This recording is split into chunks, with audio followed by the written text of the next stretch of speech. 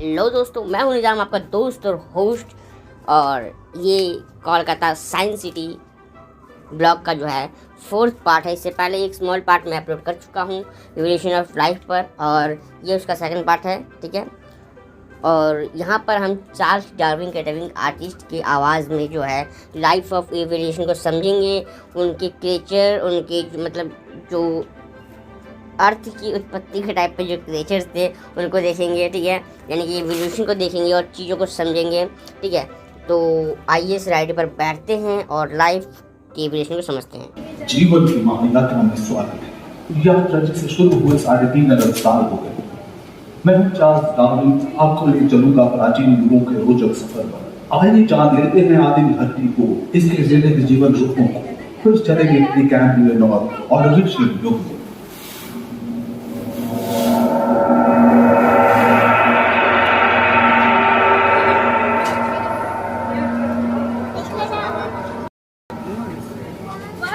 सारा प्रोजेक्टर तो बना है। हाँ,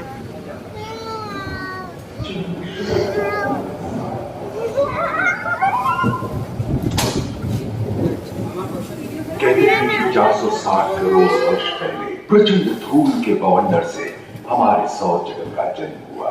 धीरे धीरे पृथ्वी शीतल होने लगी, बहुत सारे गैस बाहर निकलने लगे और पृथ्वी के चारों ओर वायुमंडल के रूप में छा गए।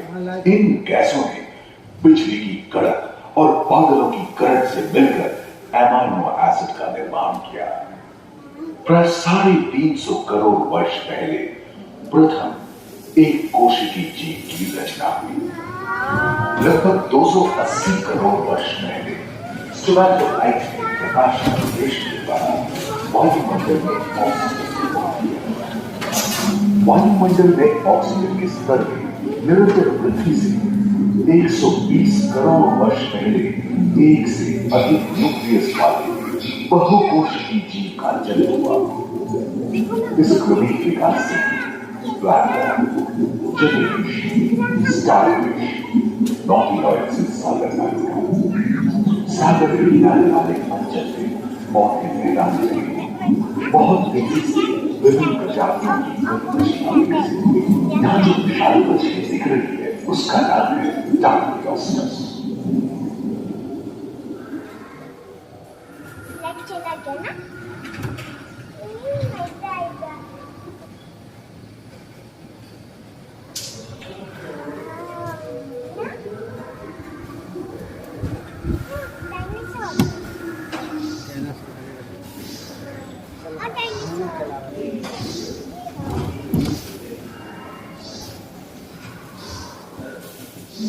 लगभग 35 करोड़ वर्ष पहले धरती पर पेड़ पौधों का जन्म हुआ, जो बढ़ते गए और घने जंगलों में बदल गए। घूम, मकड़े, आदिम पंखहीन पतंग एवं एपियोस्टेगा जैसे उभयचर प्राणियों का आविर्भाव हुआ। सरीसृप जैसे स्तनपायी डायमेट्रोडॉन प्रकट हुए, जिसकी पीठ पर नौका के पाल की तरह एक अंग था, जो ताप को नियंत्रित रखने में मदद करता था। सरीसृप की तरह ही एक अन्य स्तनपायी प्राणी साइनोनाइटस इन दिनों काफी प्रभावशाली हो उठा था। इसकी विशेषताएं कुत्ते से बहुत मिलती थी।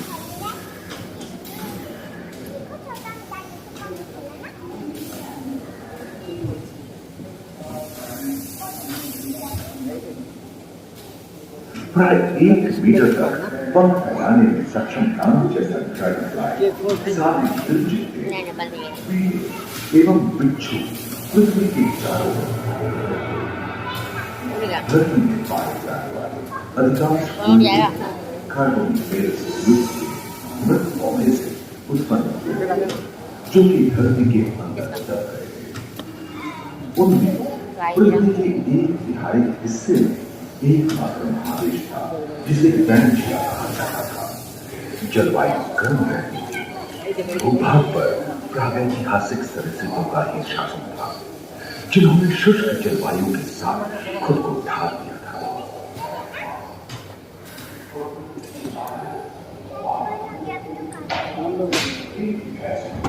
800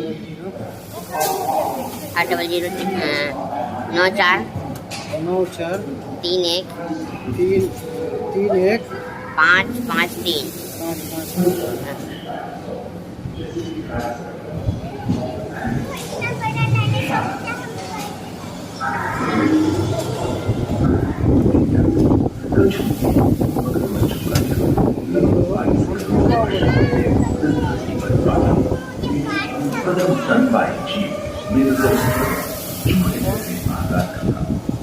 प्राचीन संस्कृत समाज की जगह डायनासोर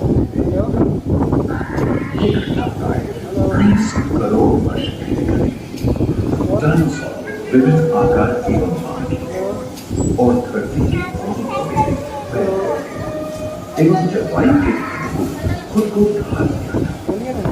इनमें से कुछ तो गिलहरी की तरह हल्के और कुछ 15 पूर्ण वयस्क हाथियों की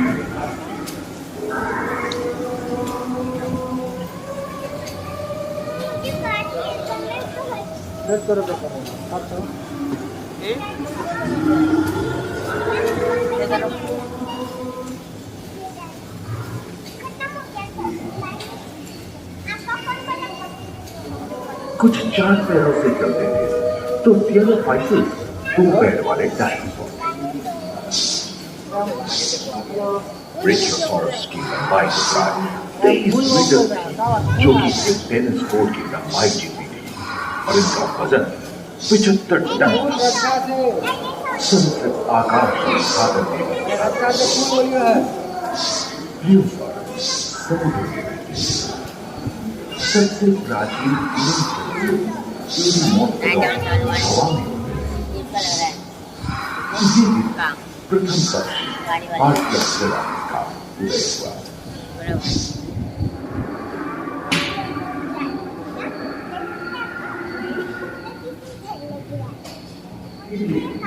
अगले 10 करोड़ वर्षों तक यानी जुरासिक के अंतिम चरण से क्रेटेशियस युग का प्रथम चरण तक डायनासोर के लिए स्वर्णिम युग रहा।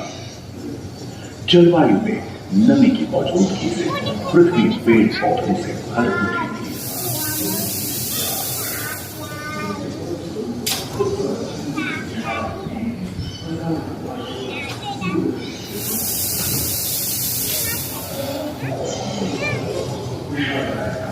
पैंजिया महादेश खंडित होने के कारण भारत एशिया की ओर फिसलने लगा था।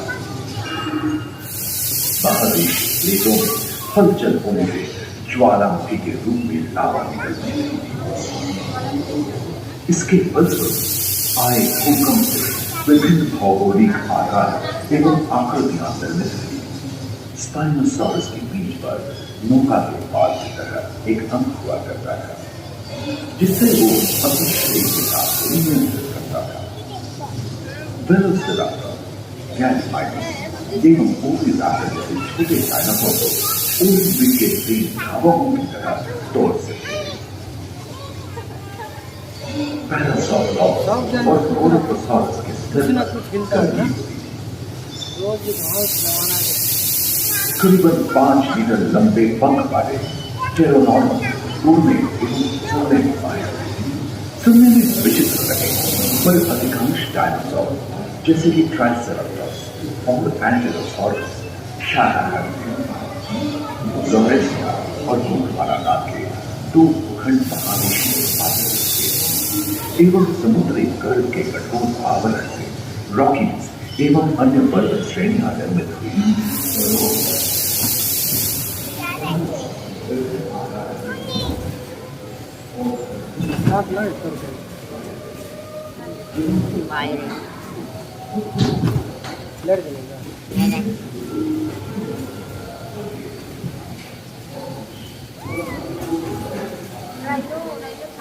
भूमध्यरेखा के बाद आत्मा उष्णता परंतु नदियां सूख गई एवं जंगल कम होने लगे।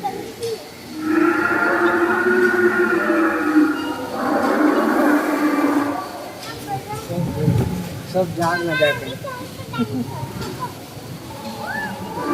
कंगारू है।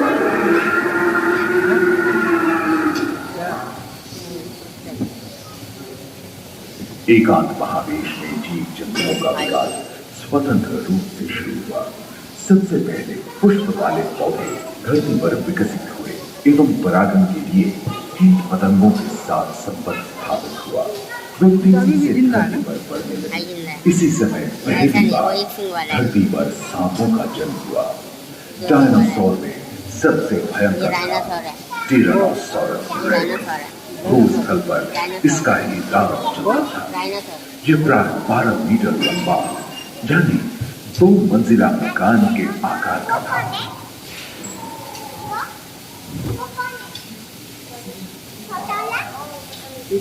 शाकाहारी नहीं बोल ये हो आता है। इनके हमले से बचने के लिए शाकाहारी एंटिलोसॉरस अपनी पूंछ के उत्कर्षा की इस्तेमाल करते हैं। सभी डायनासोर 6 करोड़ वर्ष पहले के पत्ता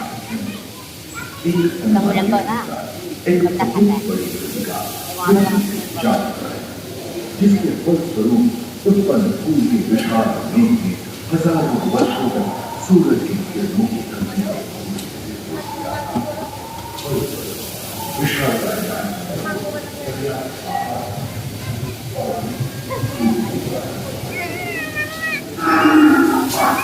भाई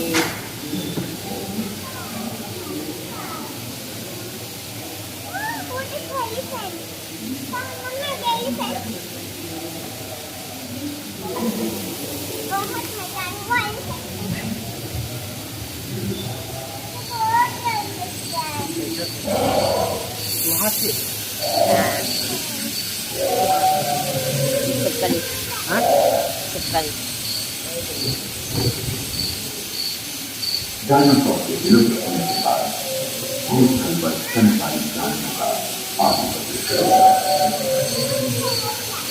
पर्याप्त मात्रा में आहार उपलब्ध होने के कारण छोटे छोटे स्तनपायी प्राणी बड़े आकार में बदल गए। इसी तरह बड़े बड़े शाकाहारी एवं मांसाहारी स्तनपायी प्राणी धरती पर नजर आने लगे। विश्व के कई हिस्से जंगलों में हरे भरे हो गए।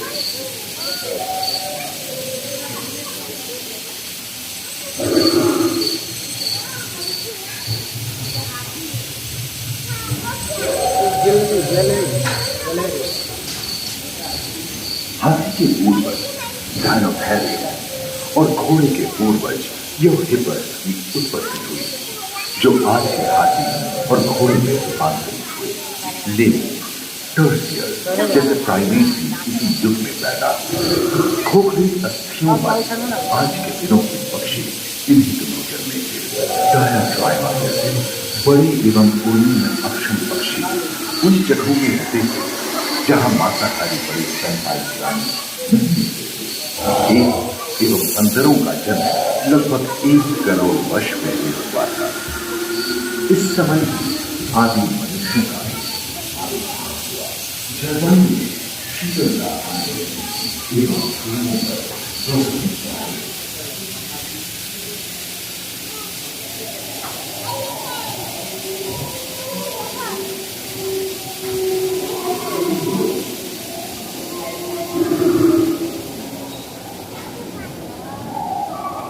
पृथ्वी के लंबे इतिहास में झांके तो ऐसे कई मौके हैं जब उत्तरी गोलार्ध के अधिकांश हिस्से बर्फ की चादरों से ढक गए थे, जो आइस एज के नाम से जाना जाता है। हम आज ऐसे ही एक आइस एज में रह रहे हैं जो 20 लाख वर्ष पहले शुरू हुआ था। रोईदार गैंडे, रोईदार स्तनपायी और कस्तूरी गायों ने अपने शरीर के रोमों की सहायता से शीतल जलवायु के साथ तालमेल बैठा लिया। पुष्ट गुंबद आकार के फूल ग्लाइकोडोरॉन जैसे विशाल पर्णत लोग उन दिनों मौजूद थे। सिर दूध वाले बाल और विशाल सिर वाले तीर जंगल में शान से विचरण करते थे।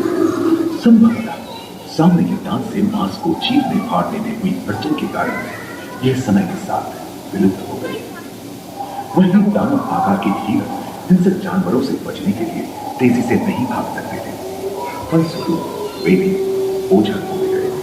इस समय से ही आधुनिक मानव का क्रमिक विकास शुरू हुआ और विशालकाय स्तनपायी प्राणी धीरे धीरे विलुप्त होने लगे।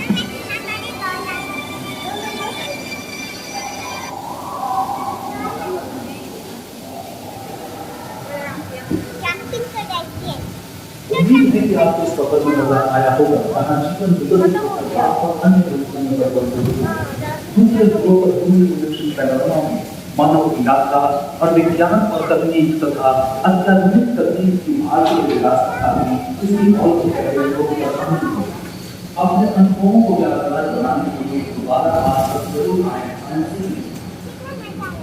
भाई साहब, चार्ल्स डार्विन की हैवी आवाज़ मतलब सिर में मेरे जो है बैठ चुकी है और एक तरह से देखा जो दर्द कर दिया। हालांकि जो साइंस है वो मेरा फेवरेट सब्जेक्ट है, इवोल्यूशन भी जो है मेरा फेवरेट टॉपिक है। मतलब मुझे इस चीज़ पर रिसर्च करने में पढ़ने में मज़ा आता है। लेकिन यहाँ पर चार्ल्स डार्विन सर की जो आवाज़ थी बहुत ही ख़तरनाक थी। जस्ट जोकिंग, क्योंकि उनकी आवाज़ नहीं थी, ये जस्ट एक डबिंग थी, किसी आर्टिस्ट ने डबिंग की होगी। ओके, वो अलग बात है। तो हमने देखा है किस तरह से जो लाइफ का जो इवोल्यूशन है और लाइफ की जो उत्पत्ति है, हिंदी वालों को बता दूँ कि हम हिंदी मीडियम के स्टूडेंट हैं, ठीक है, बहुत ही मतलब अच्छे से यहाँ पर डिस्क्राइब किया गया, डिफाइन किया गया, ठीक है ना। और मतलब कि इस एग्जीबिशन का जो नाम था, जो इस जो राइड है इसका जो नाम था, और मैं आपको दिखा दूँ, पीछे लिखा हुआ है, देखिए, इवोल्यूशन ऑफ लाइफ। मैंने शुरू में बता दिया था आपको, इवोल्यूशन ऑफ लाइफ यही था, ठीक है ना। और काफ़ी फन हुआ, बहुत मज़ा आया। बाकी अपने वीडियो बनाने लिया ही होगा। वाह, बाहर का मौसम जो कितना अच्छा हो रखा है। मतलब फ़र्श यहाँ गीले हो चुके हैं, बारिश तो मतलब ऑब्वियसली हुई है, तो ये फ़र्श गीला है, सीधी सी बात है। ठंडी ठंडी हवा चली है, बहुत ही मज़ेदार, बहुत ही मस्त वाला मौसम है। और इसी बात पे सब्सक्राइब कर दो, वीडियो तक अच्छी लगी होगी, और जाते जाते लाइक और कमेंट भी कर देना। नेक्स्ट पार्ट भी आने वाला है, तो मेरे साथ बने रहो इस वीडियो में।